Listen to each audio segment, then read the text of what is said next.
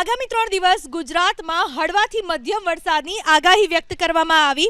હવામાન વિભાગ મુજબ આજે સૌરાષ્ટ્રના અમરેલી, ભાવનગર, મધ્ય ગુજરાતના દાહોદ અને છોટાઉદેપુરમાં હળવોથી મધ્યમ વરસાદ વરસી શકે છે, તો દક્ષિણ ગુજરાતના ભરૂચ, નર્મદા, સુરત, ડાંગ, તાપી, નવસારી અને વલસાડ જિલ્લામાં છૂટાછવાયા સ્થળોએ આજે ગાજવીજ સાથે હળવાથી મધ્યમ વરસાદની આગાહી। સંઘ પ્રદેશ દમણ અને દાદરાનગર હવેલીમાં પણ હળવા વરસાદની હવામાન વિભાગે આગાહી વ્યક્ત કરી। કાલે દક્ષિણ ગુજરાતના તાપી, ડાંગ, નવસારી અને વલસાડની સાથે દમણ, દાદરાનગર હવેલીમાં પણ હળવાથી મધ્યમ વરસાદની આગાહી। હવામાન વિભાગની આગાહી મુજબ દાહોદ જિલ્લાના વાતાવરણમાં આવ્યો પલટો।